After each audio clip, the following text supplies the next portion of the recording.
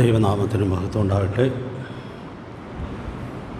ഈ സന്ധ്യാവേളയിൽ നമുക്ക് ഒരുമിച്ച് കർത്താവിൻ്റെ സന്നിധിയിൽ ചേർന്ന് വരുവാൻ ദൈവം നൽകിയ സാവകാശത്തെ ഓർത്ത് സന്തോഷിക്കുന്നു, ദൈവത്തെ സ്തുതിക്കുന്നു. ചില നാളുകൾക്ക് ശേഷം ഈ സഭയിൽ വീണ്ടും കടന്നു വരാനായിട്ട് ദൈവം സാവകാശം നൽകിയത് വളരെ നന്ദിയോടെ ഓർക്കുന്നു, ദൈവത്തെ സ്തുതിക്കുന്നു. ചില ദിവസങ്ങൾ ഒരുമിച്ച് ഇവിടെ ആയിരിക്കുന്നത് എല്ലാ അർത്ഥത്തിലും ദൈവം അനുഗ്രഹത്തിന് മുഖാന്തരമാക്കി തീർക്കുമാറാകട്ടെ. കഴിഞ്ഞ 24 വർഷങ്ങളായിട്ട് ഞാൻ ഈ ശുശ്രൂഷയോട് ചേർന്ന് ഒരു പുസ്തക വിതരണ ശുശ്രൂഷയും ചെയ്യുന്നുണ്ട്. അത് നിങ്ങൾക്കറിയാം എന്ന് കരുതുന്നു. ഈ കോവിഡിന് ശേഷം ഞങ്ങൾ സഭയായിട്ട് പ്രസിദ്ധീകരിച്ചിട്ടുള്ള 4 പുസ്തകങ്ങളുടെ ഒരു സെറ്റ് ഞാനിവിടെ കൊണ്ടുവന്നിട്ടുണ്ട്. കഴിഞ്ഞ 24 വർഷങ്ങൾ ഈ ശുശ്രൂഷ തുടരാനായിട്ട് കർത്താവ് കൃപ നൽകി എന്നുള്ളത് നന്ദിയോടെ ഓർക്കുന്നു, ദൈവത്തെ സ്തുതിക്കുന്നു. ഈ 4 പുസ്തകങ്ങൾ കൂടി ചേർന്ന് 200 രൂപ വിലയ്ക്ക് ചുരുക്കം ചില സെറ്റുകൾ ഞാൻ കൊണ്ടുവന്നിട്ടുണ്ട്. അത് നിങ്ങൾക്ക് വാങ്ങി പ്രയോജനപ്പെടുത്താൻ അവസരമുണ്ട് എന്നുള്ളതായ കാര്യം ഓർപ്പിക്കുന്നു. ഈ ദിവസങ്ങളിൽ നിങ്ങളോട് കൂടെ കുടുംബസംബന്ധമായ ചില ആത്മീക പാഠങ്ങളാണ് ഈ വൈകിട്ടത്തെ യോഗത്തിലും ചിന്തിക്കാം എന്ന് വിചാരിക്കുന്നത്. ഈ ക്യാമ്പിൽ കുടുംബം പണിയുന്നതിനെ ബന്ധപ്പെട്ടതായ പാഠങ്ങളാണല്ലോ ചിന്തിക്കാനിടയായിട്ട് തീരുന്നത്. അതുകൊണ്ട് അതോട് ചേർന്നുള്ളതായ ചില കാര്യങ്ങൾ ഈ വൈകിട്ടുള്ള യോഗങ്ങളിലും പറയാനൊരു പ്രകാശനമാണ് ദൈവം എനിക്ക് നൽകിയിട്ടുള്ളത്. അപ്പോൾ ഞാനിത് 4 ദിവസങ്ങളിൽ പറയുന്നതായ സന്ദേശത്തിന് ഒരു തലക്കെട്ട് പറയുന്നു: കുടുംബ നിയോഗവും കുടുംബസാക്ഷ്യവും. ഇതിലെ 2 വാക്യങ്ങളെ പ്രധാനമായിട്ടും അടിസ്ഥാനപ്പെടുത്തിയാണ് ഈ രാത്രികളിൽ ഞാൻ വചനം പറയണം എന്ന് ആഗ്രഹിക്കുന്നത്. അതിലൊരു വാക്യം ഞാൻ ഒത്തിരി നാളുകളായിട്ട് പറയുകയും എഴുതുകയും ഒക്കെ ചെയ്തുകൊണ്ടിരിക്കുന്നതായൊരു വാക്യമാണ്. അതിനെക്കുറിച്ചുള്ള വിശദീകരണം ഇന്ന് രാത്രി ഞാൻ പറയാൻ ശ്രമിക്കുന്നില്ല, എങ്കിലും ആ വാക്യം ഒന്ന് സൂചിപ്പിക്കുന്നു. നിങ്ങളെല്ലാവരും ഈ വാക്യം മനഃപ്പാഠം പഠിക്കണമെന്നാണ് എൻ്റെ വിനീതമായ ആഗ്രഹം. ലൂക്കോസ് സുവിശേഷം 1-ാം അധ്യായത്തിൻ്റെ 6-ാമത്തെ വാക്യം കുടുംബവേദികളിൽ വളരെ പ്രസിദ്ധമായിട്ടുള്ളതായൊരു വാക്യമാണ്. ആ വാക്യം നമുക്ക് പിന്നീട് വിശകലനം ചെയ്യാം എന്ന് വിചാരിക്കുകയാണ്.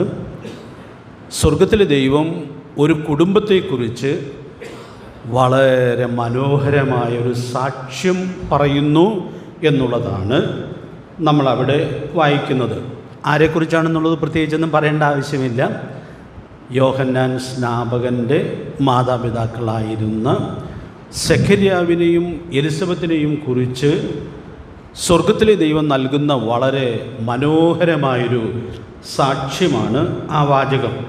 ഇരുവരും ദൈവസന്നിധിയിൽ നീതിയുള്ളവരും കർത്താവിൻ്റെ സകല കൽപ്പനകളിലും ന്യായങ്ങളിലും കുറ്റമില്ലാത്തവരായി നടക്കുന്നവരും ആയിരുന്നു.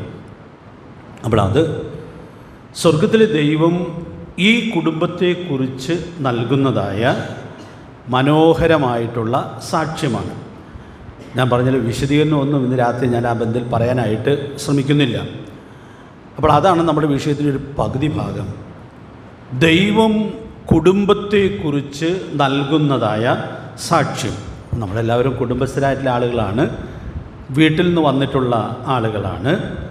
അപ്പം നമ്മുടെ കുടുംബത്തെക്കുറിച്ച് ദൈവം സാക്ഷ്യം പറയാൻ ഇടയായിട്ട് തീർന്നാൽ ഇങ്ങനെ പറയുമോ എന്നുള്ളതായ കാര്യം നമുക്ക് തന്നെ ആത്മാർത്ഥമായി പരിശോധിക്കാനായിട്ട് സാധിക്കണം. അപ്പോൾ വിശദാംശങ്ങൾ നമുക്ക് പിന്നീട് ചിന്തിക്കാം.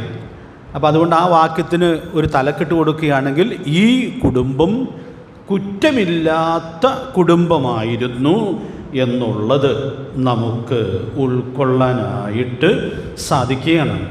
അതുകൊണ്ട് പ്രിയ ദൈവമക്കളെ, ദൈവം നമ്മെ ആക്കിയിരിക്കുമ്പോൾ സ്വർഗത്തിലെ ദൈവം നമ്മെ സൂക്ഷ്മമായിട്ട് നിരീക്ഷിക്കുന്നുണ്ട്. നമ്മുടെ ഓരോ കുടുംബങ്ങളെയും സൂക്ഷ്മമായി നിരീക്ഷിക്കുന്നുണ്ട്. അപ്പോൾ സ്വർഗം നിരീക്ഷിക്കുമ്പോൾ ഒരു കുറ്റം കണ്ടെത്താൻ വക ഇല്ലാത്ത നിലയിൽ എനിക്കും നിങ്ങൾക്കും കുടുംബമായി സാക്ഷ്യം വഹിക്കാനായിട്ട് സാധിക്കട്ടെ. അപ്പോൾ ഈ തുടക്കരാത്രിയിൽ ഞാനതൊന്ന് പരാമർശിക്കുകയാണ്. അപ്പോൾ നമ്മളങ്ങനെ പരിശോധിക്കുമ്പോൾ വല്ല കുറ്റങ്ങളും കുറവുകളും ഒക്കെ കണ്ടെത്തുകയാണെങ്കിൽ അതൊരു നല്ല ലക്ഷണമാണ്. കാരണം എനിക്ക് എൻ്റെ കുടുംബത്തെക്കുറിച്ചുള്ളതായ കുറ്റങ്ങളും കുറവുകളും തിരിച്ചറിയാൻ കഴിയുന്നു എന്ന് വന്നാൽ അതൊരു നന്മയുടെ വഴിയാണ്. കാരണം നമ്മുടെ കുറ്റങ്ങളും കുറവുകളും നമുക്ക് പരിഹരിച്ച് കുറ്റമില്ലാത്ത സാക്ഷ്യത്തിലേക്ക് വരാനുള്ളതായ എല്ലാ സാധ്യതയും ഉണ്ട്. ഇപ്പോൾ പരിശോധിച്ച് നോക്കുമ്പോൾ പല കുറവുകളൊക്കെ കാണുന്നുണ്ട് എന്നുള്ളതുകൊണ്ട് നമ്മളങ്ങനെ നിരാശപ്പെടാനായിട്ട് ആവശ്യമില്ല.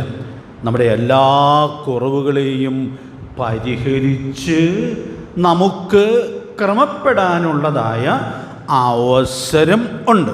അപ്പം അതുകൊണ്ട് അങ്ങനെ നമുക്കത് പ്രയോജനപ്പെടുത്താനായിട്ട് സാധിക്കേണ്ടുന്നതാണ്. ദൈവത്തിൻ്റെ ആത്മാവ് നമുക്ക് അതിനാവശ്യമായ ദൈവ കൃപ നൽകട്ടെ. ഇപ്പോൾ 3-4 ദിവസങ്ങളുണ്ടല്ലോ, നമുക്ക് നമ്മെ തന്നെ പരിശോധിക്കുകയും വിലയിരുത്തുകയും ഒക്കെ ചെയ്യാം. നമ്മുടെ കുറവുകളെ കണ്ടെത്താനായിട്ട് ശ്രമിക്കാം. ദൈവാത്മാവ് നമ്മെ സഹായിക്കട്ടെ. ദാവീദിൻ്റെ ഒരു പ്രാർത്ഥന 19-ാം സങ്കീർത്തനത്തിലുണ്ടല്ലോ. ദൈവത്തോട് ദാവീദ് പറയുകയാണ്, മറഞ്ഞിരിക്കുന്ന തെറ്റുകളെ പോക്കി എന്നെ ശുദ്ധീകരിക്കണമേ എന്ന് പറഞ്ഞാൽ, ദാവീദിന് ബോധ്യമില്ലാത്ത ചില കാര്യങ്ങളും ഒരുപക്ഷെ ദൈവം കുറ്റമായിട്ട് കാണുന്നുണ്ടായിരിക്കാം. അതുകൊണ്ട് എന്ത് പരമാർത്ഥതയോടു കൂടിയാണ് ആ മനുഷ്യൻ ദൈവസന്നിധിയിൽ വിനയപ്പെട്ട് ദൈവത്തോട് പറയുകയാണ്, ദൈവമേ, എൻ്റെ ജീവിതത്തിൽ മറഞ്ഞിരിക്കുന്ന തെറ്റുകൾ വല്ലതും ഉണ്ടെങ്കിൽ അത് കാണിച്ചു തരണമേ എന്നുള്ളതായ ആഗ്രഹത്തോടും പ്രാർത്ഥനയോടും കൂടെ ഈ വിഷയത്തിൻ്റെ മുമ്പിൽ ആയിരിക്കത്തക്കവണ്ണം ദൈവാത്മാവ് നമ്മെ സഹായിക്കട്ടെ. പിന്നെ ഞാൻ പറയാൻ പോകുന്നത് മറ്റൊരു സുപ്രധാനമായ വാക്യമാണ്, കുടുംബ നിയോഗം. ഈ വാക്യം ഒത്തിരി നാൾ മുമ്പൊക്കെ വായിച്ചിട്ടുണ്ടായിരിക്കാം ഞാൻ, പക്ഷേ ഈ അടുത്ത ചില മാസങ്ങൾക്ക് മുമ്പാണ് ഈ വചനം എന്നെ സ്പർശിക്കുവാൻ ഇടയായിട്ട് തീർന്നത്.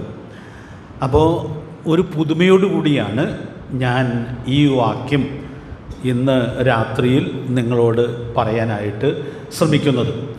അപ്പോൾ അവിടെ വലിയൊരു കുടുംബ നിയോഗം നമ്മൾ കാണുകയാണ്. അതുകൊണ്ട് ആ വാക്യം നമുക്കൊന്ന് വായിക്കാനുള്ള ക്രമീകരണം ഉണ്ടായിരിക്കുമെന്ന് ഞാൻ വിചാരിക്കുന്നു. ആവർത്തന പുസ്തകം 32-ാം അധ്യായം 46-ാമത്തെ വാക്യം നമുക്ക് വായിക്കാം.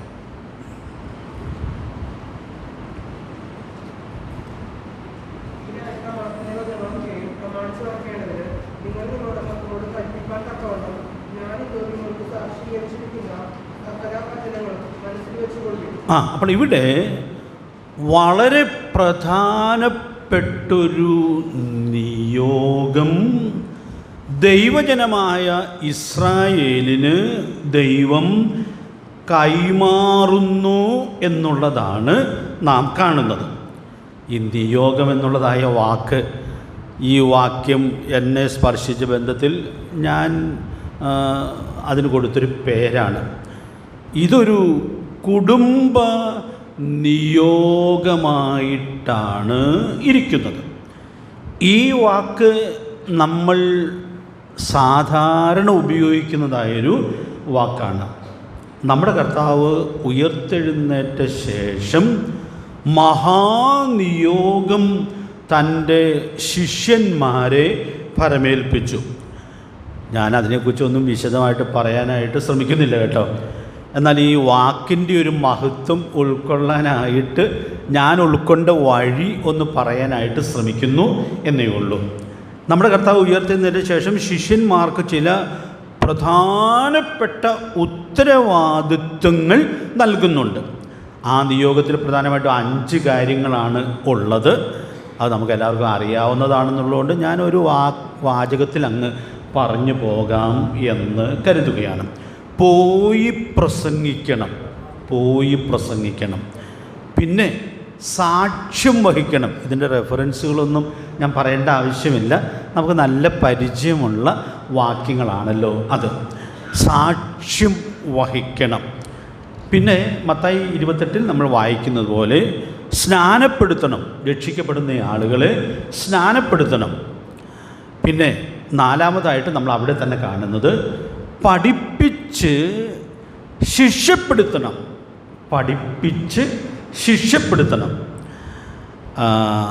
അത് മത്തായി സുവിശേഷത്തിൽ വളരെ പ്രാധാന്യത്തോടെ കർത്താവ് നൽകിയതായ കൽപ്പനയാണ്. ഞാൻ നിങ്ങളോട് കൽപ്പിച്ചതൊക്കെയും പ്രമാണിപ്പാൻ തക്കവണ്ണം ഉപദേശിച്ചും കൊണ്ട് സകല ജാതികളെയും ശിഷ്യരാക്കിക്കൊള്ളുവിൻ എന്നുള്ളതായ കൽപ്പന കർത്താവ് നൽകുകയാണ്. ഞാനീ കൊണ്ടുവന്നിട്ടുള്ള പുസ്തകത്തിൻ്റെ കൂട്ടത്തിൽ ശിഷ്യത്വത്തിൻ്റെ മഹത്വം എന്ന തലക്കെട്ടിൽ ഒരു പുസ്തകം ഉണ്ട്. അതിൽ അതെന്നെ വളരെ സ്പർശിച്ചതായൊരു സത്യമാണ്. എന്തുകൊണ്ടോ ഞാനും ഒത്തിരി കാലം മറന്നുപോയതായൊരു സത്യം. വാക്യമൊക്കെ വായിക്കാറുണ്ട്, പ്രസംഗിക്കാറുണ്ട് എന്നിരിക്കലും ഈ പഠിപ്പിച്ച് ശിഷ്യപ്പെടുത്തുക എന്നുള്ളതായ ഈ വലിയ നിയോഗം നമ്മളെവിടെയോ വിസ്മരിക്കുവാൻ ഇടയായിട്ട് തീർന്നു. അപ്പോൾ ഇതിൻ്റെ പ്രാധാന്യം മനസ്സിലാക്കിയപ്പോൾ ഞാൻ ഈ നിയോഗം ഈ ദിവസങ്ങളിൽ ഏറ്റെടുത്ത് നിർവഹിക്കാനുള്ളതായ പ്രാർത്ഥനാപൂർവമായ ശ്രമത്തിലാണ്. കാരണം നമ്മുടെ കർത്താവ് നൽകിയതായ ഈ നിയോഗം ഏറ്റവും കൃത്യമായി ഉൾക്കൊണ്ട് പ്രായോഗികമാക്കുവാനായിട്ട് സാധിക്കണം. ഞാൻ ആ പുസ്തകത്തിൽ വളരെ വിശദമായി പറയാൻ ശ്രമിച്ചിട്ടുള്ള ഒരു കാര്യം കുടുംബ ബന്ധത്തിലുള്ളതാണ് എന്നുള്ളതുകൊണ്ട് ഞാനത് ഇവിടെ ഒന്ന് എടുത്ത് പറയണം എന്ന് ആഗ്രഹിക്കുകയാണ്. നമ്മുടെ കർത്താവ് ആ പഠിപ്പിച്ച് ശിഷ്യപ്പെടുത്താനുള്ള നിയോഗം കൊടുക്കുമ്പോഴും സകല ജാതികളെയും ശിഷ്യപ്പെടുത്താനുള്ളതായ നിയോഗമാണ് നൽകുന്നത്. അപ്പോൾ ആ നിയോഗം എത്രയോ വിസ്തൃതമായിട്ട് നിർവഹിക്കാവുന്നതായ കാര്യമാണ്. പക്ഷേ നമുക്ക് നമ്മുടെ വീട്ടിൽ ദൈവം നമ്മുടെ കരങ്ങളിൽ തന്നിട്ടുള്ളതായ മക്കളെയെങ്കിലും പഠിപ്പിച്ച് ശിഷ്യപ്പെടുത്തുവാൻ സാധിക്കുക എന്നുള്ളത് എത്രയോ പ്രധാനപ്പെട്ടതായ കാര്യമാണ്. അപ്പോൾ അത് ഞാൻ ഈ ക്ലാസ്സുകളുടെ ഇടയ്ക്കൊക്കെ സഹോദരിമാർക്കുള്ള ക്ലാസ്സുകളിലൊക്കെ ചിലപ്പോൾ പറയുമായിരിക്കാം. സഹോദരിമാർക്ക് സാധിക്കാവുന്ന വളരെ പ്രധാനപ്പെട്ട ഒരു ഉത്തരവാദിത്വം, വീട്ടിൽ സാധിക്കാവുന്ന ഉത്തരവാദിത്വം ദൈവാത്മാവ് എത്രയോ കൃത്യമായി നമ്മുടെ കർത്താവ് അവിടെ വെളിപ്പെടുത്തുകയാണ്. കുടുംബവേദികളിലൊക്കെ സാധാരണ പറയുന്നൊരു വാചകമുണ്ട്, അത് നിങ്ങൾ കേട്ട് കാണുമായിരിക്കാം. ഒരു മനുഷ്യൻ സർവ്വലോകവും നേടിയിട്ട് തൻ്റെ കുടുംബത്തെ നഷ്ടമാക്കിയാൽ എന്ത് പ്രയോജനം? പ്രിയപ്പെട്ടവരെ, ആ വാചകം ഞാൻ ഇവിടെയും ആവർത്തിക്കുകയാണ്. ഒത്തിരി നേടാൻ പറ്റി, ഒത്തിരി പേരെ വചനം കേൾപ്പിക്കാൻ പറ്റി, പഠിപ്പിക്കാൻ പറ്റി. പക്ഷേ ദൈവം കരങ്ങളിൽ തന്ന കുഞ്ഞുങ്ങളെ അവരെ പഠിപ്പിച്ച് ശിക്ഷപ്പെടുത്തുവാൻ കഴിയാതെ പോയാൽ അതിൻ്റെ ഉത്തരവാദികൾ വേറെ ആരുമായിരിക്കില്ല, നമ്മൾ മാത്രമായിരിക്കും. അപ്പോൾ അതുകൊണ്ട് പ്രിയപ്പെട്ടവരെ, അവിടെ പറഞ്ഞ പഠിപ്പിച്ച് ശിക്ഷപ്പെടുത്തുക എന്നുള്ളത് ഈ കുടുംബ നിയോഗത്തോടും കൂടെ ഏറെ ബന്ധപ്പെട്ടതാണ്. അതുകൊണ്ടാണ് ഞാൻ ആ വാക്കുകൾ അല്പം വിശദീകരിക്കുവാൻ ഇടയായിട്ട് തീർന്നത്. അതുകൊണ്ട് ആ വലിയ ഉത്തരവാദിത്വം നമുക്ക് നിർവഹിക്കാനായിട്ട് സാധിക്കട്ടെ.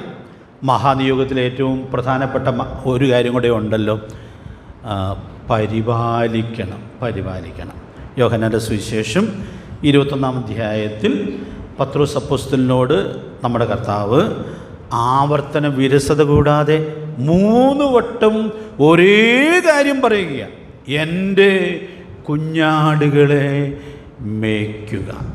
അത് പഠിപ്പിക്കാനുള്ളൊരു സമയമായിട്ട് ഞാനിത് ഉപയോഗിക്കുന്നില്ല, എങ്കിലും ഞാൻ ഓർപ്പിക്കട്ടെ, നിങ്ങൾക്ക് കർത്താവിൻ്റെ സഭയെ പരിപാലിക്കാനുള്ളൊരു നിയോഗം ദൈവം നിയമനം തന്നിട്ടുണ്ടെങ്കിൽ അതൊരു കാരണവശാലും അലക്ഷ്യമാക്കാനായിട്ട് പാടില്ല. കാരണം നിങ്ങൾ ഒത്തിരി സ്ഥലത്ത് പോയി പ്രസംഗിക്കുന്നതിനേക്കാൾ എത്രയോ പ്രസംഗിക്കണം കേട്ടോ, പ്രസംഗിക്കാൻ നിയോഗമുണ്ട്, അതൊന്നും വിസ്മരിച്ചല്ല ഞാനിത് പറയുന്നത്. എന്നാൽ ഈ നല്ല വേല ഫലമേൽപ്പിക്കപ്പെട്ടിട്ടുണ്ടെങ്കിൽ ആ നല്ല വേലയെ ഉപേക്ഷയായി വിചാരിക്കാൻ ഇടയായിട്ട് തീരാതെ അത് വിശ്വസ്തമായി നിർവഹിക്കുന്നു എന്നുള്ളത് ഉറപ്പാക്കേണ്ടിയിരിക്കുന്നു. അപ്പോൾ ഞാൻ ഈ നിയോഗം എന്നുള്ള വാക്ക് എൻ്റെ വിഷയത്തിൽ ഉൾപ്പെടുത്തി എന്നുള്ളത് കൊണ്ട് കർത്താവ് തന്ന മഹാനിയോഗത്തിനൊരു ഔട്ട്ലൈൻ പറഞ്ഞു എന്ന് മാത്രമേ ഉള്ളൂ. അതുകൊണ്ട് ഞാൻ ഈ ദിവസങ്ങളിലൊരു സഭയിൽ വചനം പഠിപ്പിക്കുമ്പോൾ മടങ്ങാം മഹാനിയോഗത്തിലേക്ക് എന്ന തലക്കെട്ടിൽ അതിൻ്റെ ചില പാഠങ്ങൾ പറയാനായിട്ട് പ്രാർത്ഥനാപൂർവം ശ്രമിച്ചുകൊണ്ടിരിക്കുന്നുണ്ട്. അതുകൊണ്ട് അതിൻ്റെയും കൂടി ഒരു ഭാരം കൊണ്ടാണ് ആ വാക്ക് ഓർപ്പിക്കാനിടയായിട്ട് തീർന്നത്. നമ്മുടെ ഗുരുനാഥൻ തന്നിട്ട് പോയിട്ടുള്ളതായ ഈ മഹാനിയോഗം ഏറ്റവും കൃത്യമായി നിർവഹിക്കുക എന്നുള്ളതാണ് കർത്താവിൻ്റെ വേലയിൽ പ്രധാനപ്പെട്ട ഘടകമായിട്ട് ഇരിക്കുന്നത്. അതുകൊണ്ട് അത് ഏറ്റവും വിശ്വസ്തമായി നിർവഹിക്കത്തക്കവണ്ണം കർത്താവ് നമുക്ക് കൃപ നൽകട്ടെ. ഇനി നമ്മൾ വായിച്ച ആവർത്തന പുസ്തകം 32-ാം അധ്യായത്തിൻ്റെ 46-ാമത്തെ വാക്യത്തിലേക്ക് നമ്മൾ വരികയാണ്. അപ്പോൾ ഇവിടെ കർത്താവ് ഈ കുടുംബ നിയോഗം ഭരമേൽപ്പിക്കുന്നു എന്നുള്ളത് നാം കാണുകയാണ്. അപ്പം അതുകൊണ്ട് ആദ്യമായിട്ട് ഞാൻ വിശദീകരിക്കാൻ ശ്രമിക്കുന്നതായ കുറിപ്പ്, കുടുംബ നിയോഗത്തിൻ്റെ മഹത്വം ഈ വാക്യത്തിൽ ഉൾക്കൊള്ളുവാനായിട്ട് സാധിക്കും. അതിലെ ആ വാക്കുകൾ ഞാനൊന്ന് എടുത്ത് പറയാമെന്ന് ആഗ്രഹിക്കുക. ഞാൻ ഇന്ന് നിങ്ങൾക്ക് സാക്ഷീകരിക്കുന്ന സകല വചനങ്ങളും. അപ്പോൾ അവർക്കൊരു കുടുംബ നിയോഗം ദൈവം നൽകുമ്പോൾ ഇതാര് നൽകുന്നു എന്നുള്ളത് ഈ വാക്യത്തിൽ വ്യക്തമാക്കിയിരിക്കുകയാണ്. ഞാൻ നിങ്ങൾക്ക് സാക്ഷീകരിക്കുന്ന സകല വചനങ്ങളും. അതുകൊണ്ട് നിങ്ങൾ ദൈവത്തെ പ്രസാദിപ്പിച്ച് ജീവിക്കാനായിട്ട് ആഗ്രഹിക്കുന്നു എന്ന് വരികിൽ കുടുംബമായി ഈ വലിയ ഉത്തരവാദിത്വം കുടുംബം സ്ഥാപിച്ച ദൈവം നൽകിയിരിക്കുന്നതാണെന്നുള്ളതായ ആ പ്രാധാന്യത്തോടെ ഉൾക്കൊണ്ട് പ്രായോഗികമാക്കുവാനായിട്ട് സാധിക്കണം. ഇനി അവിടുന്ന് മറ്റൊരു വാക്കുകൂടി ഞാൻ എടുത്ത് പറയുകയാണ്. ഞാൻ ഇന്ന് നിങ്ങൾക്ക് സാക്ഷീകരിക്കുന്ന വചനം. ഇതൊക്കെ ഒറ്റ വായനയിൽ മനസ്സിലാക്കാവുന്നതേ ഉള്ളൂ. പക്ഷേ ഞാൻ അവിടെ ഒന്ന് അടിവരയിടാനായിട്ട് ശ്രമിക്കുന്നത്, ഇത് ഞാൻ തരുന്നതാണ് എന്ന് പറയുന്ന കൂട്ടത്തിൽ ഇവിടെ ഓർപ്പിക്കുകയാണ്, ഇത് നിങ്ങൾ ഏറ്റെടുത്ത് പ്രായോഗികമാക്കേണ്ടുന്നതാണ്. അതുകൊണ്ട് പ്രിയപ്പെട്ടവരെ, ഇവിടെ നമുക്ക് ദൈവം നൽകുന്നതായ ഈ വലിയ ഉത്തരവാദിത്വം ഏറ്റവും കൃത്യമായി നിവർത്തിക്കുന്നു എന്നുള്ളത് ഉറപ്പാക്കാം. ഇവിടെ ചേർത്ത് ചിന്തിക്കാവുന്ന സുപരിതമായൊരു വാക്യം ഞാനൊന്ന് പരാമർശിക്കുകയാണ്. മലാക്കി പ്രവചനം 2-ാം അധ്യായത്തിൻ്റെ 5-ാമത്തെ വാക്യത്തിൽ, 2-ാം അധ്യായത്തിലൊക്കെ കുടുംബ സത്യങ്ങളാണല്ലോ അവിടെ പ്രവാചകൻ പ്രധാനമായിട്ടും ദൈവജനത്തോട് പറയുന്നത്. അപ്പോൾ അവിടുത്തെ ഒരു വാചകം ഞാനൊന്ന് എടുത്തു പറയട്ടെ. അവനോടുള്ള എൻ്റെ നിയമം. അപ്പോൾ ആ വാക്ക് ഞാൻ എപ്പോഴും ഇങ്ങനെ മനസ്സിൽ കൊണ്ടു നടക്കുന്നതായൊരു വാക്കാണ്. ദൈവം പറയുകയാണ്, നിയമം എൻ്റെ നിയമമാണ്, എൻ്റെയാണ് നിയമം. ആ നിയമം അവനോടുള്ള എൻ്റെ നിയമമാണ്. അതുകൊണ്ട് പ്രിയപ്പെട്ടവരെ, ഇവിടെ കുടുംബ ബന്ധത്തിൽ ദൈവം നൽകുന്നതായ ഈ നിയോഗം എത്രയോ പ്രാധാന്യത്തോടു കൂടി ഏറ്റെടുത്ത് നിർവഹിക്കാനുള്ളതായ ഉത്തരവാദിത്വം ഉണ്ട്. നമുക്കറിയാം, ഇതിൻ്റെ ഒരു പശ്ചാത്തലത്തിലൊരു സത്യം ഞാനൊന്ന് ചേർത്ത് പറയട്ടെ. ഇത് ഇസ്രായേൽ മക്കളെ മോശയും യോശുവയും ചേർന്ന് പാട്ടായിട്ട് പഠിപ്പിക്കുന്നതായൊരു കാര്യമാണ്. അതതിൻ്റെ ഈ 32-ാം അധ്യായത്തിൻ്റെ 44-ാമത്തെ വാക്യത്തിൽ വായിക്കുന്നുണ്ട്. അനന്തരം മോശയും നൂൻ്റെ മകനായ യോശുവയും വന്ന് ഈ പാട്ടിൻ്റെ വചനങ്ങളൊക്കെയും ജനത്തെ ചൊല്ലിക്കേൾപ്പിച്ചു. അപ്പോൾ ഈ പ്രമാണങ്ങൾ ഈ ജനത്തിന് കൈമാറിക്കൊടുക്കുമ്പോൾ അതൊരു പാട്ടായി അവരെ പഠിപ്പിച്ചു എന്ന് നമ്മൾ കാണുകയാണ്. ഈ പാട്ടുകൾക്കൊരു പ്രത്യേകതയുണ്ട്. ഇപ്പോൾ ഞാൻ ഇവിടെ വന്നപ്പോൾ ഇവിടെ പാട്ട് പഠിപ്പിക്കുകയായിരുന്നു എന്ന് തോന്നുന്നു. ഈ പാട്ട് പഠിച്ചാൽ അത് നമ്മുടെ മനസ്സിൽ ആഴമായിട്ട് പതിയും. ഒരു വാക്യം നമ്മൾ പഠിച്ചാൽ അത് ചിലപ്പോൾ പെട്ടെന്ന് മറന്നു പോകും. പക്ഷേ അതൊരു പാട്ടായിട്ടാണ് എന്ന് വരികിൽ അത് നമ്മുടെ മനസ്സിൽ തങ്ങി നിൽക്കുവാൻ ഇടയായിട്ട് തീരും. നമുക്ക് എത്രയോ പാട്ടുകൾ കാണാതെ പാടാം, പക്ഷേ എത്രയോ വചനം തിരുവഴുത്തിലുണ്ട്, അതെല്ലാം നമുക്ക് അങ്ങനെ കാണാതെ പറയുക എന്നുള്ളത് പറ്റുന്ന ആളുകളുണ്ട്. പക്ഷെ അത്ര എളുപ്പമുള്ളതായൊരു കാര്യമല്ല. അപ്പോൾ ദൈവത്തിൻ്റെ ജനത്തെ മോശയും യോശുവയും ചേർന്ന് ഈ സത്യങ്ങൾ ഒരു പാട്ടായിട്ട് രൂപപ്പെടുത്തി അവരെ പഠിപ്പിച്ചു എന്നുള്ളതായ വളരെ അനുഗ്രഹീതമായ സത്യം നമുക്കിവിടെ ഉൾക്കൊള്ളാനായിട്ട് സാധിക്കുക. അപ്പോൾ അതുകൊണ്ട് ഞാനിപ്പോൾ ഓർപ്പിക്കാനായിട്ട് ആഗ്രഹിക്കുന്നത്, ഈ നൽകിയിരിക്കുന്നതായ ദൈവവചന സത്യങ്ങൾ അതുപോലെ ഉൾക്കൊണ്ട് വിശ്വസ്തമായി പ്രായോഗികമാക്കാനുള്ളതായ വലിയ ഉത്തരവാദിത്വമുണ്ട്. അതുകൊണ്ട് പ്രിയ ദൈവമക്കളെ, ഈ കുടുംബ നിയോഗം അതിൻ്റെ പ്രാധാന്യം ഉൾക്കൊണ്ട് നമ്മുടെ വീട്ടിൽ അത് പ്രായോഗികമാക്കുന്നു എന്നുള്ളത് സൂക്ഷ്മതയോടെ ഉറപ്പുവരുത്തുവാനായിട്ട് സാധിക്കട്ടെ. ഈ വാക്യം ഞാൻ പരിചയപ്പെടുന്നതിന് മുമ്പ്, എത്രയോ നാളുകൾക്ക് മുമ്പ് പരിചയപ്പെട്ട മറ്റൊരു വാക്യമുണ്ട്. ആ വാക്യം നിങ്ങൾക്കും അറിയാമെന്ന് ഞാൻ വിചാരിക്കുകയാണ്. ഇതും അറിയാവുന്നവരുണ്ടായിരിക്കും കേട്ടോ. ഉൽപ്പത്തി പുസ്തകം 18-ാം അധ്യായത്തിൻ്റെ 19-ാമത്തെ വാക്യത്തിൽ ദൈവം അബ്രഹാമിനെ എന്തിനു വേണ്ടി തിരഞ്ഞെടുത്തു എന്നുള്ളതായ ചോദ്യത്തിൻ്റെ മനോഹരമായൊരു ഉത്തരമുണ്ട്. ഈ ചോദ്യത്തിന് ധാരാളം ഉത്തരങ്ങൾ വേദപുസ്തകത്തിൽ നിന്ന് നമുക്ക് പറയാനായിട്ട് സാധിക്കും. അത് വളരെ വിശദമായിട്ട് നമ്മൾ പലപ്പോഴും ഉൾക്കൊള്ളുന്നതുമാണ്. അതൊന്നും മറന്നല്ല ഞാൻ ഈ വാക്കുകൾ ഓർപ്പിക്കുന്നത്. പക്ഷേ ഈ 18-ാം അധ്യായത്തിൻ്റെ 19-ാമത്തെ വാക്യത്തിൽ എന്തിനാണ് അബ്രഹാമിനെ ദൈവം ഈ ജാതികളിൽ നിന്ന് തിരഞ്ഞെടുത്തത് എന്നുള്ളതായ കാര്യം വളരെ വ്യക്തമായിട്ട് പറയുന്നുണ്ട്. അപ്പോൾ നമ്മൾ ആദ്യം വായിച്ച ആ വാക്യവും ഇതുമായിട്ട് എത്രയോ ബന്ധമുണ്ട് എന്നുള്ളത് നിങ്ങൾക്ക് ഇത് വായിക്കുമ്പോൾ ഉൾക്കൊള്ളാനായിട്ട് സാധിക്കും. ഉൽപ്പത്തി പുസ്തകം 18-ാം അധ്യായത്തിൻ്റെ 19-ാമത്തെ വാക്യം ഒന്ന് വായിച്ചോളൂ.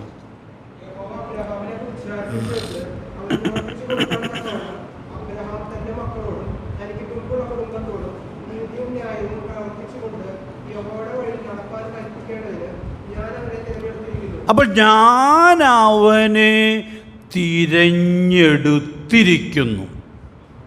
അപ്പോൾ അബ്രഹാമിന് ദൈവം എന്തിനു വേണ്ടി തിരഞ്ഞെടുത്തു എന്നുള്ളത് വളരെ കൃത്യമായിട്ട് ആ വാക്യത്തിൽ പറയുകയാണ്. സൂക്ഷ്മമായി ശ്രദ്ധിച്ചാൽ രണ്ട് കാര്യങ്ങൾക്കു വേണ്ടിയാണ് അബ്രഹാമിനെ തിരഞ്ഞെടുത്തത്.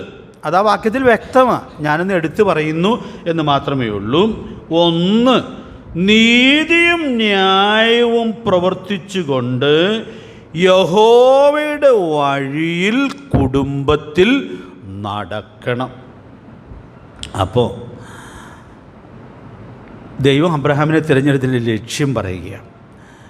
നീതിയും ന്യായവും പ്രവർത്തിച്ചുകൊണ്ട് യഹോവയുടെ വഴിയിൽ ദൈവമാക്കിയിരിക്കുന്ന കുടുംബത്തിൽ നടക്കേണ്ടതിനു വേണ്ടിയാണ് അബ്രഹാമിനെ ദൈവം ജാതികളുടെ നടുവിൽ നിന്നും വിഗ്രഹാരാധകരുടെ നടുവിൽ നിന്നും തിരഞ്ഞെടുക്കുവാൻ ഇടയായിട്ട് തീർന്നത്. നമ്മെ തിരഞ്ഞെടുത്തതോ ഇതേ ലക്ഷ്യം സാധിക്കേണ്ടതിന് വേണ്ടിയാണ്. അതുകൊണ്ട് പ്രിയ ദൈവമക്കളെ, ദൈവം നമ്മെ ഒരു കുടുംബത്തിൽ ആക്കിയിട്ട് ആ കുടുംബത്തിൽ നീതിയും ന്യായവും പ്രവർത്തിച്ചുകൊണ്ട് യഹോവയുടെ വഴിയിൽ നടക്കാൻ കഴിയേണ്ടതിനു വേണ്ടിയാണ് ദൈവം നമ്മെ തിരഞ്ഞെടുത്തിരിക്കുന്നത്. അപ്പോൾ ഈ ലക്ഷ്യം നമ്മളൊന്ന് മനസ്സിൽ വച്ചാൽ നമ്മൾ നമ്മുടെ വീട്ടിൽ, നമ്മുടെ വീടിൻ്റെ ക്രമീകരണത്തിലും ഒക്കെ എത്രയോ സൂക്ഷ്മതയോടെ മുമ്പോട്ട് പോകാനുള്ളതായ ഉത്തരവാദിത്വം ഉണ്ട്. നമുക്കറിയാം, നമ്മുടെ വീട്ടിൽ നമ്മൾ നടക്കേണ്ടതുപോലെ നടക്കുന്നത് സകല വിജയത്തിനും അടിസ്ഥാനമാണ്. ഈ ക്യാമ്പിൽ പഠിപ്പിക്കാനായിട്ടുള്ള പാഠങ്ങളിൽ കാതലായിട്ട് ഞാൻ പറഞ്ഞിട്ടുള്ള കാര്യം അതാണ്. അതുകൊണ്ട് ഞാൻ അവിടെ ഒരു കൂടുതൽ വിശദീകരണത്തിലേക്ക് പോകണം എന്ന് ആഗ്രഹിക്കുന്നില്ല.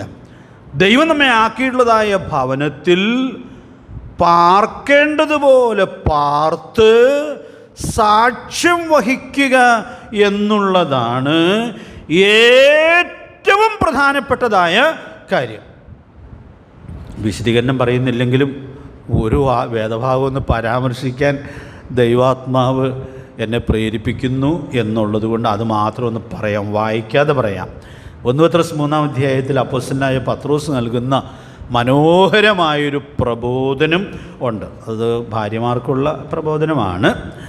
അപ്പോൾ അവിടെ പറയുമ്പോൾ എടുത്തു പറയാണ്, നിങ്ങളുടെ ഭർത്താവ് വചനം അനുസരിക്കാത്ത ഒരാളാണെങ്കിൽ നിങ്ങളുടെ ഭയത്തോടു കൂടിയ നടപ്പ് കണ്ടറിഞ്ഞ് വചനം കൂടാതെ ചേർന്ന് വരുവാൻ ഇടയായി തീരുമാറ് നിങ്ങൾ വീട്ടിൽ നടക്കണം.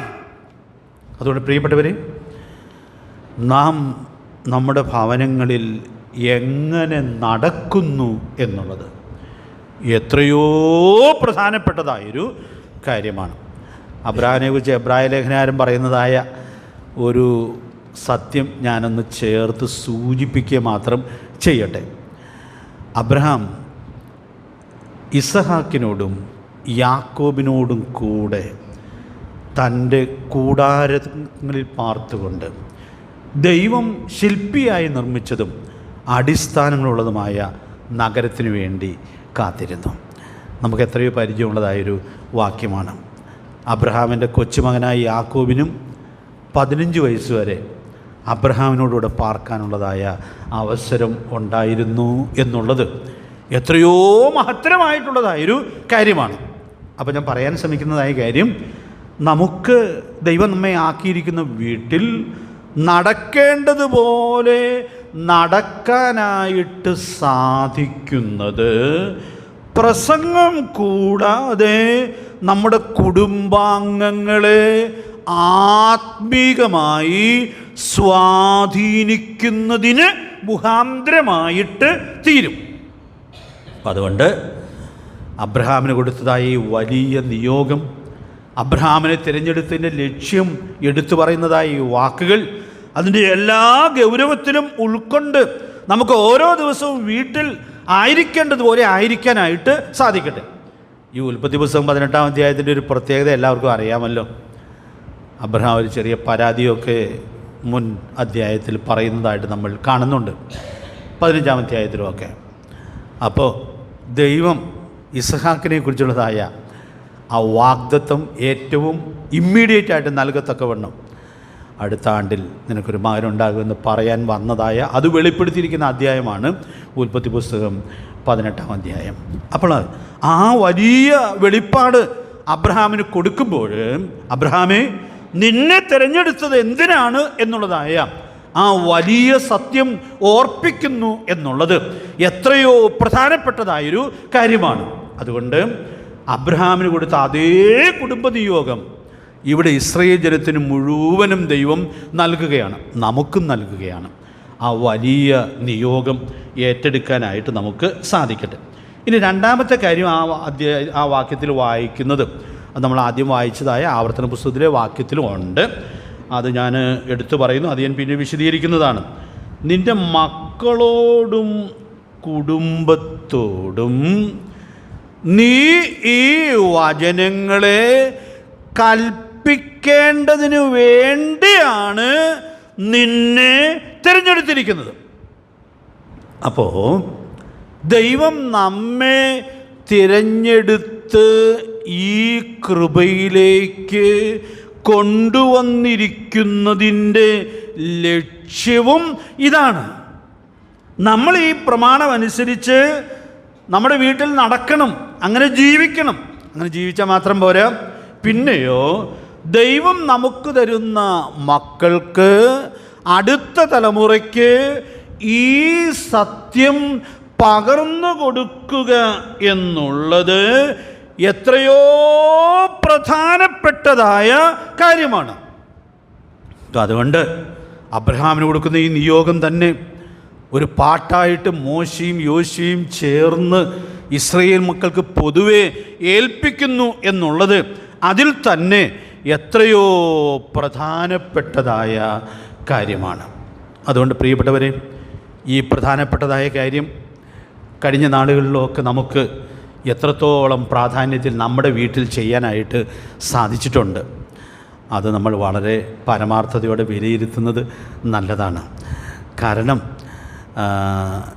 അത് കഴിഞ്ഞ നാളിൽ സാധിച്ചിട്ടില്ലെങ്കിൽ നമുക്ക് ആ കുറവുകളെ കണ്ടെത്താനും പരിഹരിക്കാനും സാധിക്കട്ടെ.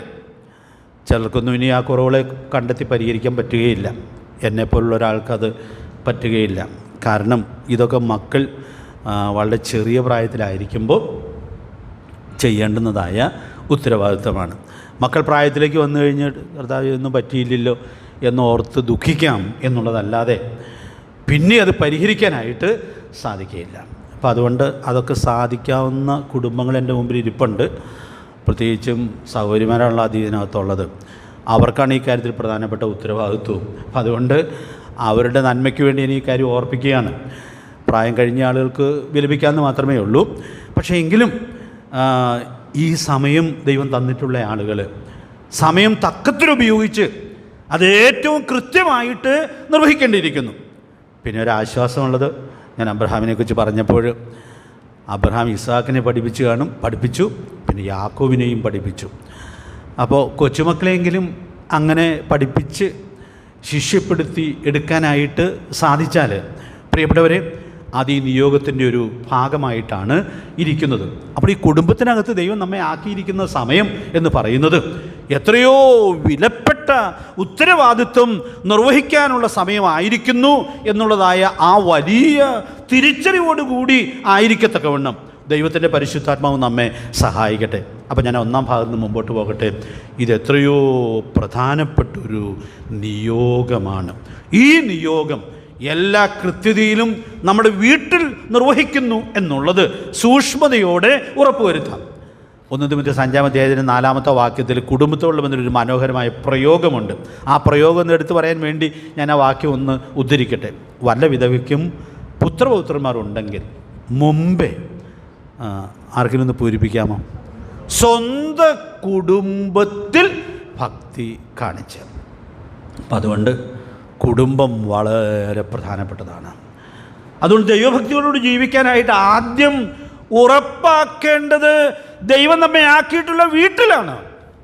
പ്രിയപ്പെട്ടവരെ, ഇത്രയും പ്രധാനപ്പെട്ടൊരു കാര്യം നമ്മൾ അലക്ഷ്യമാക്കുന്നില്ല എന്നുള്ളത് എല്ലാ സൂക്ഷ്മതയിലും ഉറപ്പുവരുത്തേണ്ടതിന് ദൈവാത്മാവ് നമുക്ക് ധാരാളം ദൈവകൃപ നൽകട്ടെ. ഇനി രണ്ടാമതൊരു പ്രയോഗം ഞാൻ ആ വാക്യത്തിൽ നിന്ന് പറയാനായിട്ട് ശ്രമിക്കുന്നത്, നമ്മൾ വായിച്ച ആ വാക്യം ഒന്ന് സൂക്ഷ്മമായി പരിശോധിച്ചാൽ മക്കളെ പഠിപ്പിക്കണം എന്നുള്ളതായ കാര്യം ആണ് ഉത്തരവാദിത്വമായിട്ട് പറയുന്നത്. പക്ഷേ ആ വാക്യത്തിൻ്റെ ഒടുവിലത്തെ ഭാഗത്തേക്ക് വരുമ്പോൾ നിങ്ങൾ ശ്രദ്ധിച്ചോ, നിങ്ങൾ ഇത് മനസ്സിൽ വെച്ച് കൊള്ളണം. ഇതാരോട് പറയുകയാണ്? മാതാപിതാക്കളോട് പറയുകയാണ്. നിങ്ങൾ ഈ വചനങ്ങൾ മനസ്സിൽ വെച്ചുകൊള്ളണം എന്നുള്ളത് ഈ നിയോഗത്തിൽ ഉൾപ്പെടുത്തി വ്യക്തമാക്കുകയാണ്. മക്കളോട് കൽപ്പിക്കണമെന്ന് അവിടെ അതിൽ പറഞ്ഞിട്ടുണ്ട്. പക്ഷെ മക്കളോട് കൽപ്പിക്കുന്നതിന് മുമ്പ് നീ പ്രമാണം അനുസരിച്ച് ജീവിക്കാനായിട്ട് ശ്രമിക്കുന്നതിന് മുൻപ് നീ ഈ വചനങ്ങൾ നിൻ്റെ മനസ്സിൽ വെച്ചുകൊള്ളണം. വളരെ കൃത്യമായി പറഞ്ഞാൽ എൻ്റെ അർത്ഥം എന്താ? നീ ഈ വചനം മനഃപ്പാഠമാക്കണം. അപ്പം മനഃപ്പാഠമാക്കാൻ എളുപ്പത്തിന് മോശയും യോശുവയും ചേർന്ന് അത് പാട്ടായിട്ടൊക്കെ ഈ ജനത്തെ പഠിപ്പിച്ച് കൈമാറുന്നു എന്നുള്ളത് എത്രയോ മനോഹരമായിട്ടുള്ളതായൊരു സത്യമാണ്. ഇതോട് ചേർത്ത് ഞാൻ 1-2 വാക്യങ്ങൾ കൂടി ആവർത്തന പുസ്തകത്തിൽ നിന്ന് പറയാം. അത് നിങ്ങളുടെ മനസ്സിൽ ചിലപ്പോൾ വന്ന് കാണുമായിരിക്കാം. ആവർത്തന പുസ്തകം 6-ാം അധ്യായത്തിൻ്റെ 6ഉം 7ഉം വാക്യങ്ങൾ നമുക്ക് വായിക്കാം. അതിൽ 6-ാമത്തെ വാക്യത്തിലെ കാര്യമാണ് ഞാൻ പറയുന്നത്. പിന്നെ 6-ാമത്തെ വാക്യത്തിലെ കാര്യം പറയുമ്പോൾ 7-ാം വാക്യത്തിലെ കാര്യം നമ്മളൊന്നങ്ങ് വായിച്ചു പോയാൽ ഞാൻ ഇപ്പോൾ വിശദീകരിക്കുന്നില്ലെങ്കിലും അത് നിങ്ങൾക്ക് ഉൾക്കൊള്ളാനായിട്ട് എളുപ്പമുണ്ടായിരിക്കുമല്ലോ. വായിച്ചാട്ടെ, ആവർത്തന പുസ്തകം 6-ാം അധ്യായത്തിൻ്റെ 6ഉം 7ഉം വാക്യങ്ങൾ.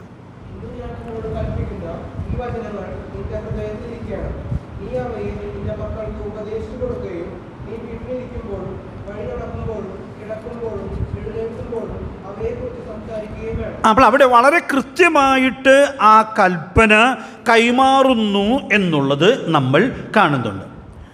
ഇപ്പോൾ ഞാൻ പറയാൻ ശ്രമിക്കുന്നതായ കാര്യം, ഈ മനസ്സിൽ വെച്ച് കൊള്ളണം എന്ന് പറഞ്ഞിരിക്കുന്ന വാക്കിനോട് ചേർത്തൊരു കാര്യം 6-ാമത്തെ വാക്യത്തിൽ ഉണ്ട്. അതെന്താണ്? ഈ വചനങ്ങൾ നിൻ്റെ ഹൃദയത്തിൽ ഇരിക്കണം. അപ്പോൾ ഈ വചനങ്ങൾ നീ ഹൃദിസ്ഥമാക്കണം എന്നുള്ളത് എത്രയോ പ്രാധാന്യത്തോടെ ദൈവാത്മാവ് അവിടെ വ്യക്തമാക്കുകയാണ്. ഇനി നിങ്ങളുടെ ചിന്തയ്ക്ക് വേണ്ടി ഞാനൊരു കാര്യം ഓർപ്പിക്കാം. ഈ വാക്യം പഠിക്കുന്ന കാര്യം പറയുമ്പോൾ അതാര് പഠിക്കണമെന്നാണ് നമ്മുടെ മനസ്സിലുള്ളത്? പിള്ളേർ പഠിക്കണം എന്നുള്ളതാണ്. പിള്ളേർ പഠിക്കണ്ടോ? അതാണ് ഞാനിപ്പോൾ പറയാൻ ശ്രമിക്കുന്നത്. പക്ഷെ പിള്ളേർ പഠിക്കുന്നതിന് മുമ്പ് ആര് പഠിക്കണം?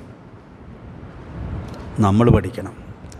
പ്രിയപ്പെട്ടവരെ, ഈ കാതലായ സ്ഥാനത്ത് നമുക്ക് എവിടെയോ കുഴപ്പം പറ്റുവാൻ ഇടയായിട്ട് തീർന്നിട്ടുണ്ട്. നമ്മൾ സൺഡേ സ്കൂളിലൊക്കെ പിള്ളേരെ വാക്യം പഠിപ്പിക്കാറുണ്ട്. ഏതെങ്കിലും സൺഡേ സ്കൂളിൽ അധ്യാപകൻ വാക്യം മനഃപ്പാഠം ചൊല്ലി കേട്ടിട്ടുണ്ടോ? പിള്ളേരോട് ചോദിക്കും, പിള്ളേരെ കൊണ്ട് ചൊല്ലിപ്പിക്കും.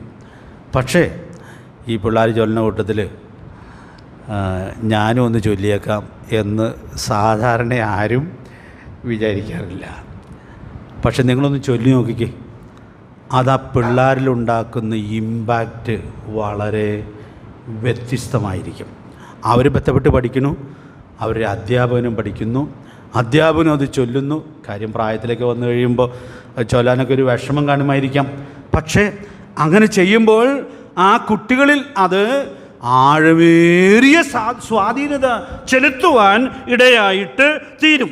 അപ്പം അതുകൊണ്ട് ഞാനിവിടെ ഓർപ്പിക്കാനായിട്ട് ആഗ്രഹിക്കുന്ന കാര്യം, ദൈവം ഈ നിയോഗം കൊടുക്കുമ്പോൾ പ്രത്യേകിച്ച് പറയുക, ഈ വചനം നിൻ്റെ മനസ്സിൽ ഇരിക്കണം.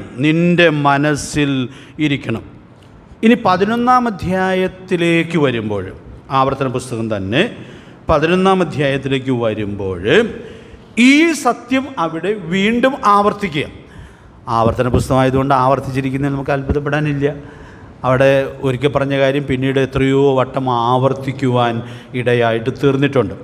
പക്ഷേ ഈ വാക്യവും നമ്മൾ ആദ്യം വായിച്ച വാക്യവും തമ്മിൽ വലിയ വ്യത്യാസമില്ലാത്ത നിലയിൽ ഈ സത്യം അവിടെ വ്യക്തമാക്കപ്പെടുന്നതായിട്ട് നമ്മൾ കാണുകയാണ്.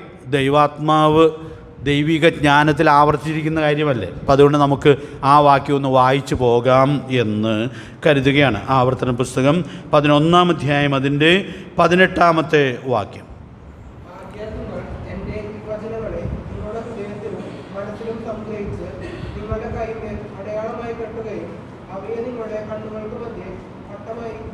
അപ്പോൾ അവിടെ പറയുമ്പോഴും ആദ്യം പറഞ്ഞതായ കാര്യം അതുപോലെ വ്യക്തമാക്കുന്നു എന്നുള്ളത് നമുക്കിവിടെ ഉൾക്കൊള്ളാനായിട്ട് സാധിക്കുക. അതിൻ്റെ 19-ാം വാക്യം കൂടി ഒന്ന് വായിച്ചവനെ.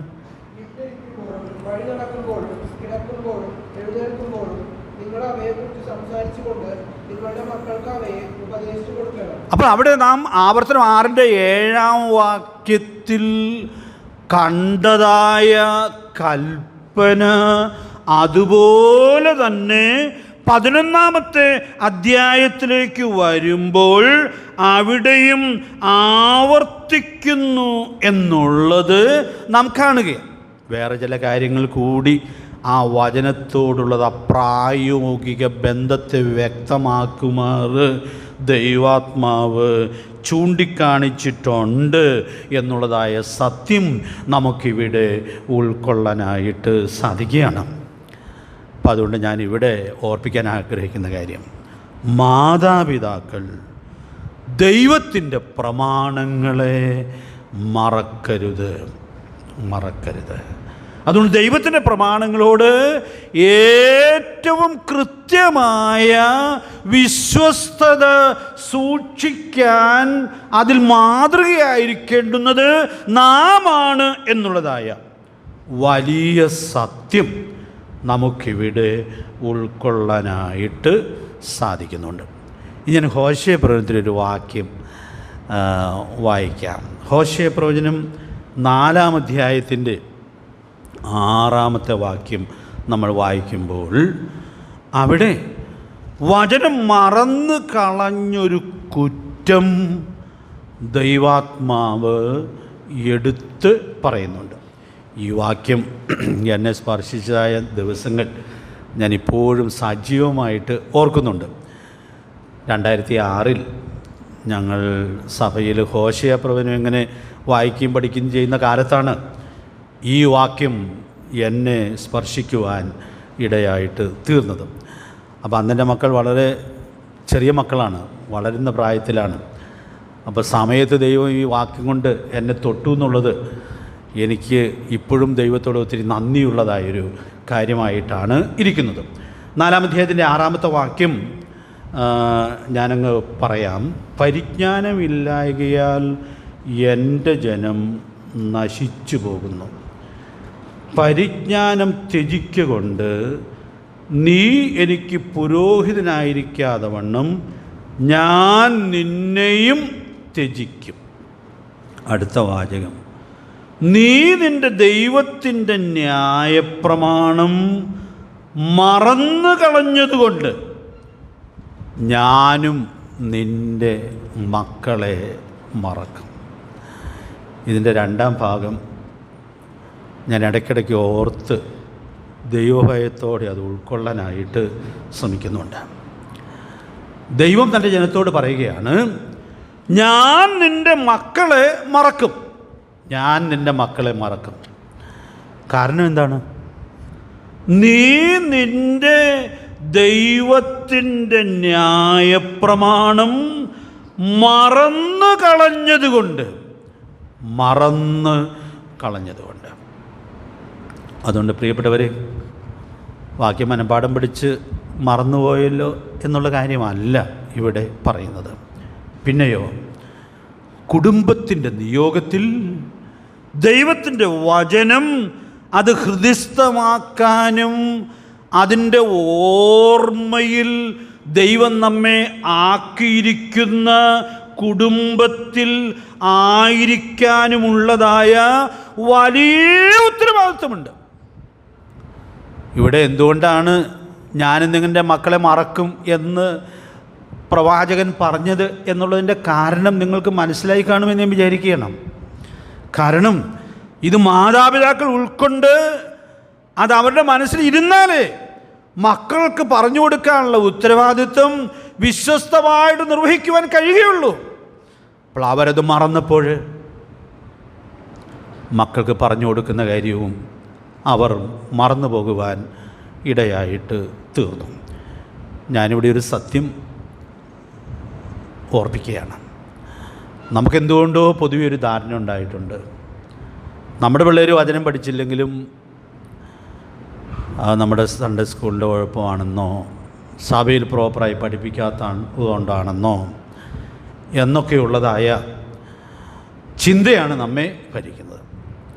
നമ്മുടെ പിള്ളേരെ വചനം പഠിപ്പിക്കുന്ന കാര്യവും വേറെ ചില ആളുകളെ നമ്മൾ ഏൽപ്പിച്ചിരിക്കുകയാണ്. ഇതെങ്ങനെ വന്നു എന്ന് എനിക്ക് എത്ര ആലോചിച്ചിട്ടും മനസ്സിലാവുന്നില്ല. പഴയമത്തിലും പുതിയമത്തിലും ഒരുപോലെ പറഞ്ഞിരിക്കുന്ന കാര്യം, ഇത് മാതാപിതാക്കളുടെ വേറിട്ടുള്ള ഉത്തരവാദിത്വമാണ്. നമ്മൾ വായിച്ച വാക്യങ്ങളിലൊക്കെ അത് കണ്ടു. ഇനി ഇതുപോലുള്ള എത്രയോ വാക്യങ്ങൾ പഴയമത്തിൽ ഇസ്രായേലിന് ദൈവം കൊടുക്കുന്നതായിട്ട് നമ്മൾ കാണുന്നുണ്ട്. പുതിയ നിയമത്തിലേക്ക് വരുമ്പോൾ അത് ഉറപ്പിക്കുകയല്ലേ. എഫെസ്യർ 6-ാം അധ്യായത്തിൻ്റെ 4-ാമത്തെ വാക്യം നമുക്കെല്ലാം അറിയാമല്ലോ. പിതാക്കന്മാരെ, നിങ്ങളുടെ മക്കളെ കോപിപ്പിക്കാതെ കർത്താവിൻ്റെ ബാലശിക്ഷയിലും പത്യോപദേശത്തിലും പോറ്റി വളർത്തുവിൻ. അപ്പോൾ ആരാ മക്കളെ ഉപദേശം പഠിപ്പിക്കേണ്ടത്? മാതാപിതാക്കൾക്കുള്ളതായ വളരെ പ്രധാനപ്പെട്ട ഉത്തരവാദിത്വമാണ്. പിള്ളേർ വല്ലയിടത്തൊക്കെ ജോലിക്ക് പോയി ഉപദേശമൊന്നും നോക്കാതെ അന്യകൂട്ടങ്ങളിലൊക്കെ അകപ്പെട്ട് കഴിയുമ്പോൾ തങ്ങൾ പോയിരുന്ന സഭയിലുള്ള ആളുകളെ കുറ്റം പറഞ്ഞിട്ട് കാര്യമില്ല. അത് അവരെ ഏൽപ്പിച്ചിരിക്കുന്ന കാര്യമല്ല. മക്കളെ ദൈവം വേറിട്ട് നിങ്ങളുടെ കയ്യിലാണ് ഏൽപ്പിക്കുവാൻ ഇടയായിട്ട് തീർന്നത്. നിങ്ങളുടെ കുഞ്ഞുങ്ങൾക്ക് ഏതെങ്കിലും വിഷയം പഠിക്കാനായിട്ടൊരു ബുദ്ധിമുട്ടുണ്ടായാൽ നിങ്ങളതിന് ബന്ധപ്പെട്ട് അതിനുള്ള ട്യൂഷൻ അറേഞ്ച് ചെയ്യുകയോ പഠിപ്പിക്കുകയൊക്കെ ചെയ്യില്ലേ? അതിന് നിങ്ങൾ വേറെ ആരും കുറ്റം പറയുകയില്ലല്ലോ. അപ്പോൾ നിങ്ങളുടെ കുഞ്ഞുങ്ങൾക്ക് ഉപദേശം പറഞ്ഞു കൊടുക്കേണ്ട സമയത്ത് പറഞ്ഞു കൊടുക്കാനായിട്ട് കഴിയാതെ പോയാൽ, പ്രിയപ്പെട്ടവരെ, അതിൻ്റെ ഉത്തരവാദികൾ വേറെ ആരുമല്ല, അത് നമ്മുടെ ഉത്തരവാദിത്വമാണെന്ന് തിരിച്ചറിയാനായിട്ട് സാധിക്കണം. അതുകൊണ്ട് ഞാൻ ഈ വാക്കുകൾ പറയുന്നതിനൊരു കാരണമുണ്ട്. ഒത്തിരി പേര് ഈ പരാതി പറഞ്ഞ് കേട്ടിട്ടുണ്ട്. അതുകൊണ്ട് ആ പരാതി അവസാനിപ്പിക്കണം. ദൈവം നമ്മെ ഏൽപ്പിച്ചിരിക്കുന്ന വളരെ പ്രധാനപ്പെട്ട ഉത്തരവാദിത്വമാണ് ഇത് എന്നുള്ളത് മനസ്സിലാക്കി അത് വിശ്വസ്തമായിട്ട് നിർവഹിക്കുവാൻ നമുക്ക് സാധിക്കേണ്ടിയിരിക്കുന്നു. ചില ഉപദേശങ്ങളൊക്കെ ചിലപ്പോൾ നമുക്ക് പഠിപ്പിക്കാൻ കുറച്ച് വിഷമമായിരിക്കാം. അത് പഠിപ്പിക്കാൻ പറ്റിയ ആളുകളെ കണ്ടെത്തി നിങ്ങൾ പഠിപ്പിച്ചോളണം. കാരണം നിങ്ങളുടെ കുഞ്ഞുങ്ങളെ പത്യോപദേശത്തിൽ പോറ്റി വളർത്തുക എന്നുള്ളത് നിങ്ങൾക്ക് മാത്രം ദൈവം ഏൽപ്പിച്ചു തന്നിട്ടുള്ളതായ ഉത്തരവാദിത്വമാണ്. അതുകൊണ്ട് ഈ ഉത്തരവാദിത്വ നിർവഹണത്തിലൊക്കെ സാരമായ വീഴ്ച കഴിഞ്ഞ നാളുകളിൽ സംഭവിച്ചിട്ടുണ്ട്. അതുകൊണ്ട് നമ്മുടെ കുടുംബങ്ങൾക്ക് സങ്കടകരമായ ദുര്യോഗം ഉണ്ടാകുവാൻ ഇടയായിട്ട് തീർന്നിട്ടുണ്ട്. പ്രിയപ്പെട്ടവരെ, സഭയിൽ വചനം പഠിപ്പിക്കാൻ സഹോദരിമാർക്ക് സാവകാശമില്ലല്ലോ. പക്ഷേ നിങ്ങൾക്ക് ദൈവം തരുന്ന കുഞ്ഞുങ്ങളെ അവരെ ദൈവോചന സത്യങ്ങളിലൂടെ വളർത്തിയെടുക്കാനായിട്ട് എല്ലാ സ്വാതന്ത്ര്യവും ദൈവം നിങ്ങൾക്ക് തന്നിട്ടുണ്ട്. ആ ഉത്തരവാദിത്വം ഏറ്റവും കൃത്യമായി നിർവഹിക്കുന്നു എന്നുള്ളത് സൂക്ഷ്മതയോടുകൂടി ഉറപ്പാക്കാനായിട്ട് സാധിക്കേണ്ടിയിരിക്കുന്നു. നമുക്ക് വളരെ പരിചയമുള്ള ഒരു കാര്യം കൂടി ഞാൻ ചേർത്ത് പറഞ്ഞ് ഞാൻ ഇന്നത്തെ ഈ ദൂത് അവസാനിപ്പിക്കാം എന്ന് കരുതുകയാണ്. ഞാൻ വായിച്ച ഹോശേയ പ്രവചനത്തിൻ്റെ വാക്യത്തിലുണ്ടല്ലോ, ദൈവത്തിൻ്റെ വചനത്തെ മറക്കുക. അപ്പോൾ ദൈവത്തിൻ്റെ വചനത്തെ മറക്കുന്നതിൻ്റെ ഒരു തുടക്കം ആവർത്തന പുസ്തകം 8-ാം അധ്യായത്തിൽ വരുമ്പോൾ നമ്മൾ കാണുന്നുണ്ട്. 8-ാം അധ്യായത്തിൻ്റെ 11-ാമത്തെ വാക്യം നമുക്ക് എല്ലാവർക്കും തന്നെ പരിചയമുള്ളതായൊരു വാക്യമാണ്. ആ വാക്യം നമുക്കൊന്ന് വായിച്ച് അവസാനിപ്പിക്കാം. 8-ന്റെ 11-ാമത്തെ വാക്യം.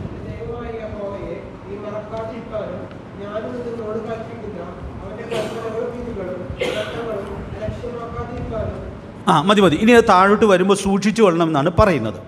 അപ്പോൾ അതിലെ ആ വാക്യത്തിലൊരു കാര്യം മാത്രം പറയാൻ ശ്രമിക്കുക. നിന്റെ ദൈവമായ യഹോവയെ നീ മറക്കാതിരിക്കാൻ സൂക്ഷിക്കണം. അതിനോട് ചേർത്ത് പറഞ്ഞിരിക്കുന്നത് എന്താണ്?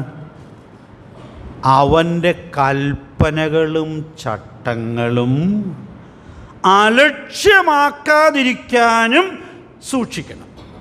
അപ്പോൾ നമ്മളവിടെ കാണുന്ന മനോഹരമായൊരു സത്യം, ദൈവത്തെ മറന്നാൽ സ്വാഭാവികമായിട്ട് മറക്കുന്നയാൾ എന്ത് ചെയ്യും? ദൈവത്തിൻ്റെ കൽപ്പനകളും ചട്ടങ്ങളും അലക്ഷ്യമാക്കും. ഞാനിത് കർത്തൃമേശയെക്കുറിച്ച് പഠിപ്പിക്കുമ്പോൾ വിശദമായി പറയാറുള്ളൊരു കാര്യമാണ്. നമുക്കറിയാം, നമ്മുടെ കർത്താവ് നൽകിയ ഈ അനുഷ്ഠാനം ഒരോർമ്മയുടെ അനുഷ്ഠാനമാണ്. ഈ അനുഷ്ഠാനം അപ്പോസ്തലിക കാലത്തൊക്കെ എത്രയോ ഉത്സാഹത്തോടെ കൃത്യമായി നിർവഹിച്ചു. ഇപ്പോൾ നമ്മൾ അതിലൊക്കെ വളരെയധികം അയവുകൾ വരുത്തുവാൻ ഇടയായിട്ട് തീർന്നിട്ടുണ്ട്. അതിൻ്റെ ദോഷങ്ങൾ നമ്മൾ അനുഭവിക്കുകയാണ്. കാരണം ഈ കാര്യത്തിലൊക്കെ പിതാക്കന്മാർ സൂക്ഷിച്ച ആ കൃത്യത, പ്രതിബദ്ധത എത്രയോ മനോഹരമായ മാതൃകയായിരുന്നു. ഞാൻ കർത്തൃമേശയെക്കുറിച്ച് പഠിപ്പിക്കുമ്പോഴൊക്കെ എൻ്റെ പിതാവിൻ്റെ ഈ വിഷയത്തിലുള്ള സമർപ്പണം സാധാരണ പറയും. കർത്തൃമേശയെക്കുറിച്ച് വചനത്തിൽ നിന്ന് എന്തെങ്കിലും മനസ്സിലാക്കുന്നതിന് മുമ്പ് ഇത് ഇത്രയും പ്രധാനപ്പെട്ടതാണെന്ന് എന്നോട് പറഞ്ഞത്, എന്നോട് വാക്കുകൊണ്ട് പറഞ്ഞതല്ല, എൻ്റെ പിതാവ് അതിന് കൊടുത്തതായ സമർപ്പണവും ഉത്സാഹവും എന്നെ അന്ന് അത്ഭുതപ്പെടുത്തിയിട്ടുള്ളതായൊരു കാര്യമാണ്. അതുകൊണ്ട് കർത്തൃമേശ മുടക്കി ഏതെങ്കിലും കാരണങ്ങളൊക്കെ പറഞ്ഞ് വീട്ടിലിരിക്കാനോ വേറെ വഴിക്ക് പോകാനോ എനിക്ക് പറ്റാത്തതിൻ്റെ ഒരു ഏറ്റവും പ്രധാനപ്പെട്ട ഒരു ഘടകം അതായിട്ടാണ് ഇരിക്കുന്നത്. പ്രിയപ്പെട്ടവരെ, ഞാൻ ഓർപ്പിക്കട്ടെ, നാം ദൈവത്തെ മറന്നാൽ ദൈവത്തിൻ്റെ പ്രമാണങ്ങളെ, ചട്ടങ്ങളെ അലക്ഷ്യമാക്കുവാൻ ഇടയായിട്ട് തീരും. അപ്പോൾ അതുകൊണ്ട് നമുക്ക് കുടുംബമായിട്ട് ഈ വലിയ സത്യത്തിൻ്റെ മഹത്വം ഉൾക്കൊണ്ട് അതുപോലെ സൂക്ഷിക്കേണ്ടതിന് ദൈവത്തിൻ്റെ പരിശുദ്ധാത്മാവ് നമുക്ക് ധാരാളം ദൈവകൃപ നൽകട്ടെ. അപ്പോൾ അതുകൊണ്ട് പ്രിയപ്പെട്ടവരെ, നമുക്ക് ദൈവത്തെ മറക്കാതിരിക്കാം. ദൈവത്തിൻ്റെ ചട്ടങ്ങളും പ്രമാണങ്ങളും മറക്കാതെ ഓരോ ദിവസവും അത് സജീവമായി സൂക്ഷിക്കേണ്ടതിന് കർത്താവ് നമ്മെ സഹായിക്കട്ടെ. നിങ്ങളോട് ആരോടെങ്കിലും ചോദിക്കുകയാണ്, നിങ്ങൾ ദൈവത്തിൻ്റെ പ്രമാണങ്ങളും ചട്ടങ്ങളും ഒക്കെ മറന്നാണോ ജീവിക്കുന്നതെന്ന് ചോദിച്ചാൽ, അങ്ങനെ മറന്നാണ് ജീവിക്കുന്നതെന്ന് ആരെങ്കിലും പറയുമോ? സാധാരണ പറയാനുള്ള സാധ്യതയില്ല. അപ്പോൾ അതുകൊണ്ട് ഞാൻ ഒരു വിചിന്തനത്തിന് വേണ്ടി 2-3 വാചകങ്ങൾ പറഞ്ഞ് ഈ സന്ദേശം അവസാനിപ്പിക്കാം. വചനം വായിക്കാൻ ഓരോ ദിവസവും സാവകാശമില്ലാത്ത തിരക്ക് നിങ്ങൾക്ക് വരുമ്പോൾ നിങ്ങൾ വചനത്തെ മറക്കുകയാണെന്ന് തിരിച്ചറിഞ്ഞാൽ നല്ലതാണ്. മക്കളോടും കുടുംബത്തോടും കൂടെ കുടുംബ പ്രാർത്ഥനയ്ക്കായിട്ട് ദൈവസന്നിധിയിൽ ഇരിക്കുവാൻ സാധിക്കാത്ത ബദ്ധപ്പാടിൻ്റെ വഴിയിലാണ് നിങ്ങൾ പോകുന്നത് എന്ന് വരികിൽ നിങ്ങൾ ഈ മറവിയുടെ പാതയിലാണെന്ന് തിരിച്ചറിഞ്ഞാൽ നന്നായിരിക്കും. സഭയിൽ നിങ്ങൾക്കായിട്ട് ഒരുക്കിയിട്ടുള്ള ബൈബിൾ ക്ലാസ്സിന് പോകാൻ കുടുംബമായി നിങ്ങൾക്ക് സാധിക്കാതെ വരുമ്പോൾ നിങ്ങൾ ദൈവത്തെ മറന്നും അവൻ്റെ ചട്ടങ്ങളെ അലക്ഷ്യമാക്കിയുമാണ് പോകുന്നത് എന്നുള്ളത് തിരിച്ചറിയാനുള്ള ദൈവകൃപ നമുക്ക് ദൈവാത്മാവ് നൽകട്ടെ. കർത്തൃമേശയിൽ പങ്കുകൊണ്ടിട്ട് വചന ശുശ്രൂഷ അവഗണിച്ച് നമ്മൾ എഴുന്നേറ്റ് പോകുമ്പോൾ നമ്മൾ പങ്കിട്ട് കൊടുക്കുന്നതായ സന്ദേശം വളരെ ഗുരുതരമായ സന്ദേശമാണെന്നുള്ളത് മറക്കരുത്. അത് കണ്ടു വളരുന്ന നിങ്ങളുടെ മക്കൾ നാളെ യോഗത്തിനെ പോകണ്ട എന്ന് തീരുമാനിച്ചാൽ അത്ഭുതപ്പെടാനില്ല.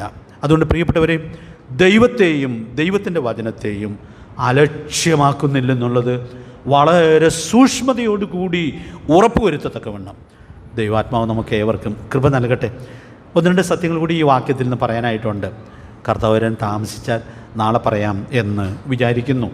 അതുകൊണ്ട് കർത്താവ് നമുക്ക് നൽകിയിട്ടുള്ളതായ, ദൈവം നൽകിയിട്ടുള്ളതായ ഈ വലിയ കുടുംബ നിയോഗം എല്ലാ പ്രാധാന്യത്തിലും ഉൾക്കൊണ്ട് ഓരോ ദിവസവും അത് വിശ്വസ്തമായി നിവർത്തിച്ച് നമ്മുടെ കുടുംബത്തിൽ വർത്തിക്കുന്നു എന്നുള്ളത് പരമാർത്ഥതയോടുകൂടി ഉറപ്പുവരുത്തുവാൻ സ്വർഗ്ഗത്തിലെ ദൈവം നമുക്കെല്ലാവർക്കും കൃപ നൽകട്ടെ. അവൻ്റെ വിലയേറിയ നാമം ഇന്നും എന്നേക്കും വാഴ്ത്തപ്പെടുമാറാകട്ടെ.